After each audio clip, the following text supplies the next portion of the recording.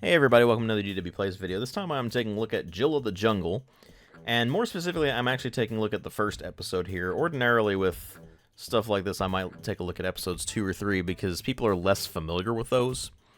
But I will not be taking a look at episodes 2 or 3 in this particular video because, to be simple with you on this, the sound effects get worse and worse the further you get into the series. And by worse, I mean they get increasingly obnoxious and irritating, and so does the soundtrack.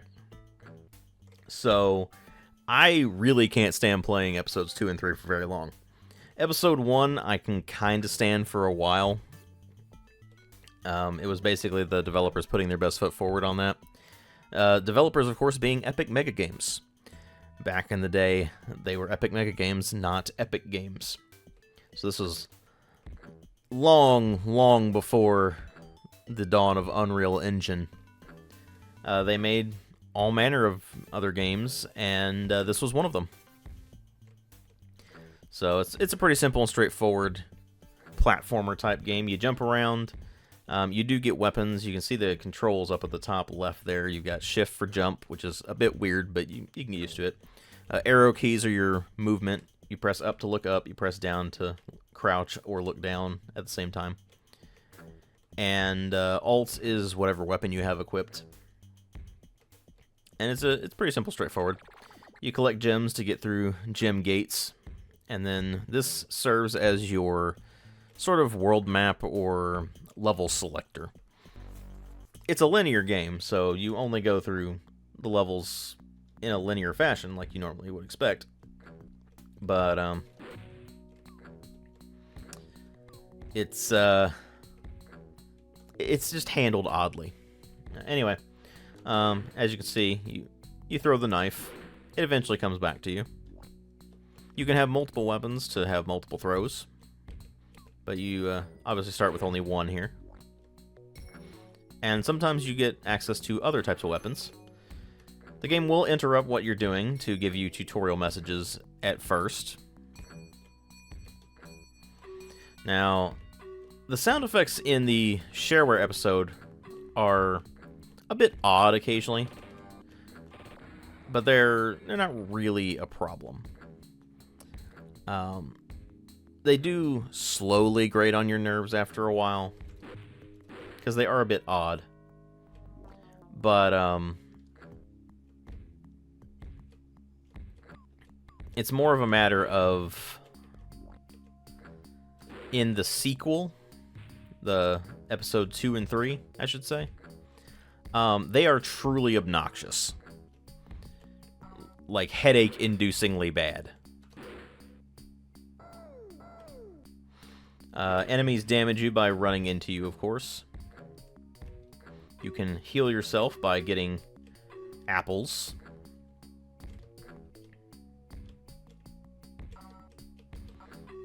Frogs are very annoying.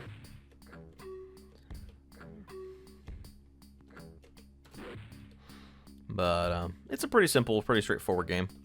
We are going to attempt to get down here. Now, if I throw this knife, it just goes straight through these things. They will harm you, so we just need to dodge them, not run into them. That's... I am not especially good at platformers, and I am clumsy, so... There we go. Managed to get through there. Moving up chains and vines and such is a bit weird in this game. So.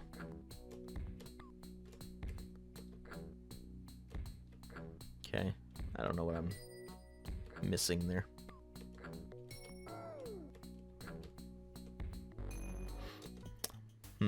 Okay. Whatever. I can't remember what the exact secret was there, actually. But we're just going to move on to the next level here. You can save the game whenever you want, really. Which is nice. If you manage to die in a level, then you start at the beginning of the level. I did destroy that hive for a reason. It will spawn bees that will attack you, and they will just continue to attack you, and it's really annoying.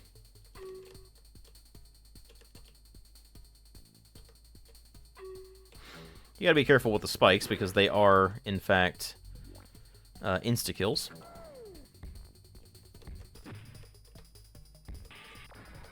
Yeah, be careful with the stalactites and stalagmites as well.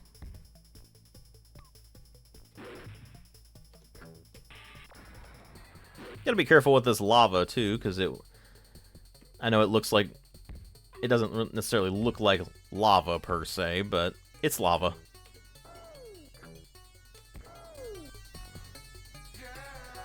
And that is the best you got a key sound ever.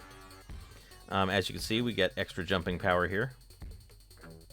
This will allow us to jump to other places,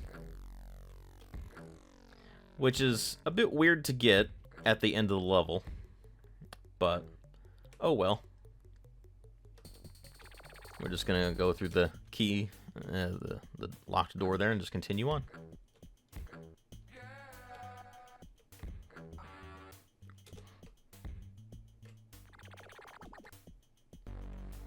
The hut.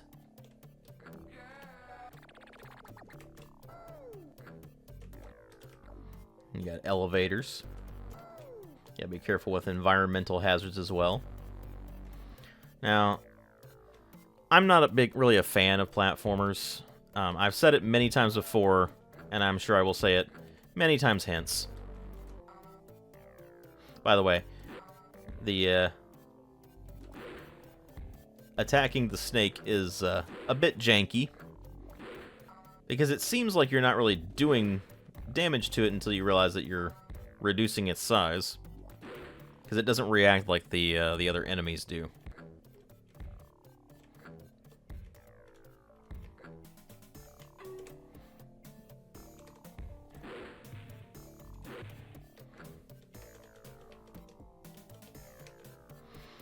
Now, this is one of the catchier songs in the game.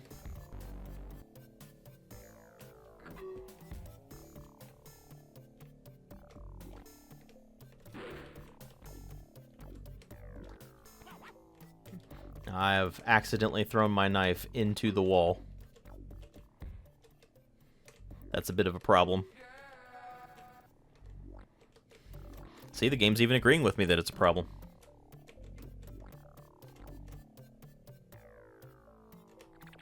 Thankfully, there's another weapon over here, so not a huge problem, but definitely an annoyance. Gotta be careful with those boulders, too.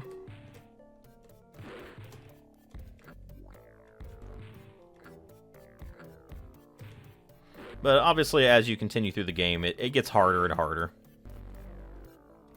Some of the puzzle solving gets really obnoxious and tedious.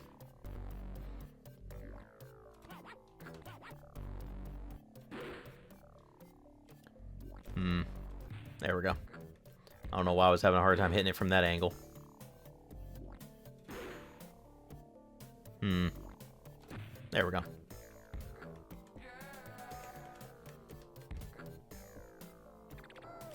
Ow, ow, ow.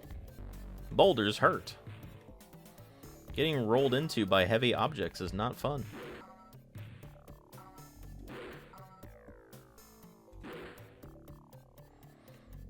Alright. Continue on here is see what we can do. And there's a gem.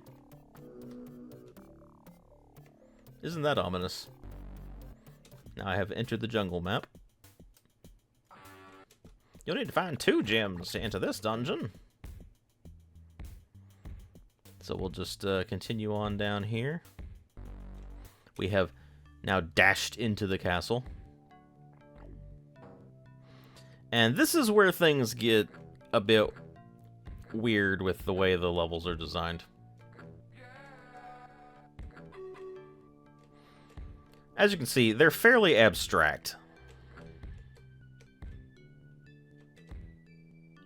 Okay, that key does not open that door. You would think it would, but it does not.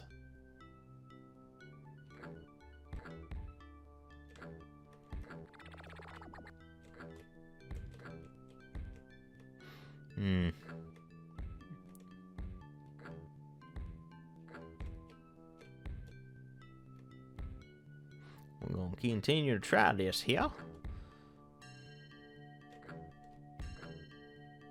See, I can't jump high enough to get to that. At least not without the extra jump power. And it's right about here that I normally just kind of stop playing the game. So, we're just gonna continue to try this here. Alright, there we go. But yeah, I'm not a big platformer guy, but this was definitely very popular back in its day.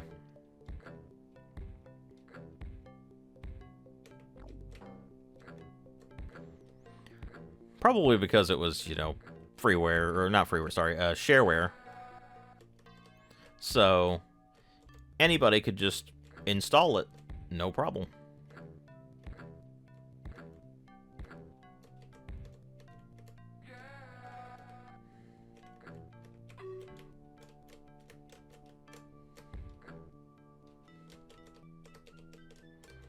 Moving on the chains is a bit wonky too, but that's just kind of how DOS platformers go. The controls are always a bit weird in them.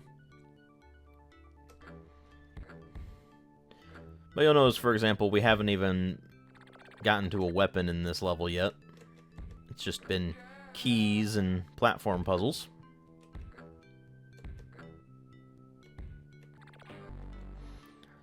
Because that gets us the other gem that we need to get down into the dungeon there. But this first episode was released as shareware, and then episodes 2 and 3 you had to order from Epic Megagames themselves.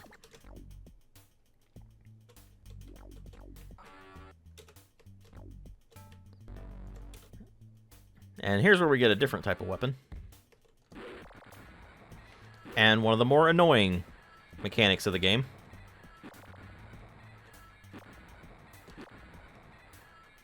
Which is the destructible blocks. Which if you don't handle it properly in some cases, you can actually soft lock yourself, which is really annoying.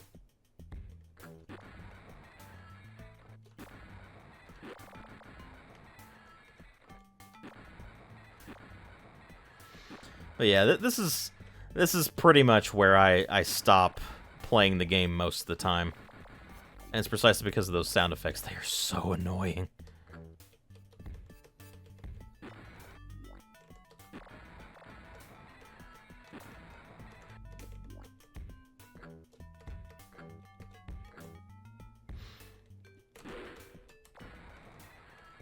But I gotta be careful here, otherwise I might accidentally soft lock myself, so.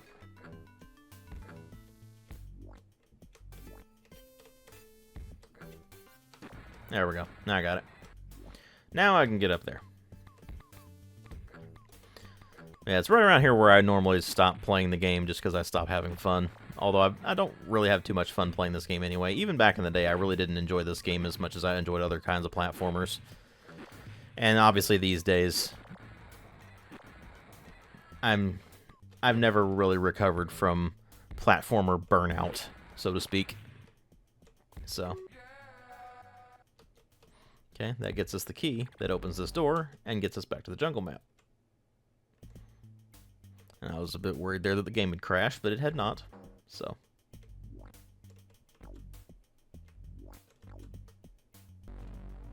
The Knight's Puzzle. And this is one of the switch puzzles that you can encounter here.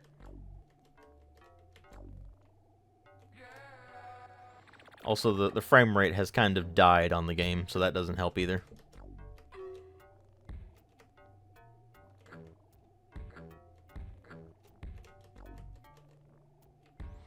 Also, that soundtrack is... It's certainly a choice. It's not what I would have gone with, but, you know. Back in the 90s, there was... no accounting for certain tastes.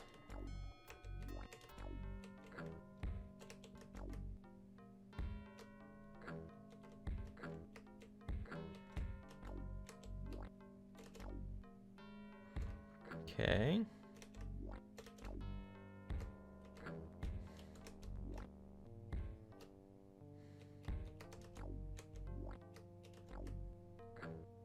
There we go. I do not like switch puzzles like that. They just tend to be lazy and annoying. There are some cool features in this game, I will be fair. Particularly one of the features that's pretty cool is that you can actually turn into some of these other creatures.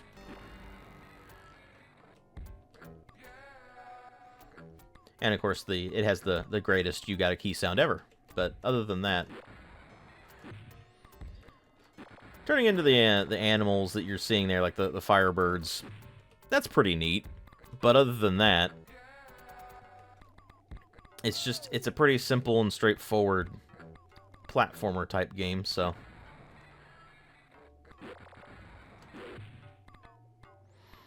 and of course, there's blocks in my way, which is always a bit annoying.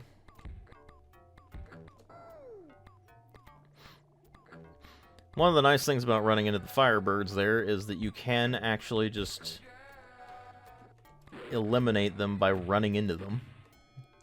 Obviously, that's not great for you because it does damage, but obviously the environment here is not really a problem there. But yeah, that gets us back to the jungle map.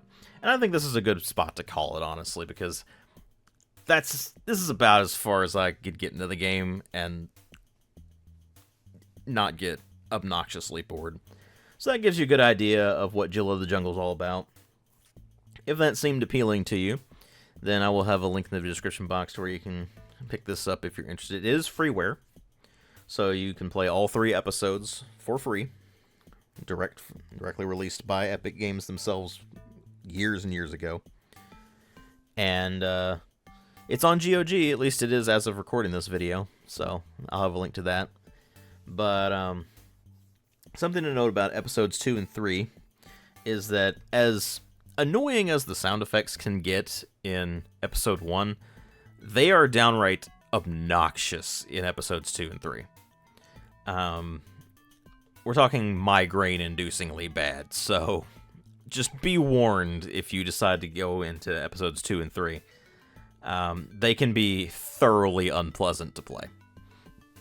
So that's actually why I stuck with episode 1 here, because even though I normally like showing off things that people may not necessarily be as familiar with, in a situation like this where it's a shareware game turned free-to-play, or not free-to-play, sorry, freeware. But in this particular case, there's a reason that the shareware episode is what everybody remembers, and even people who have played the full version of the game are not so fond of episodes 2 and 3. At any rate, I hope you all enjoyed the video. Thank you all for watching, and I'll see you all in later videos.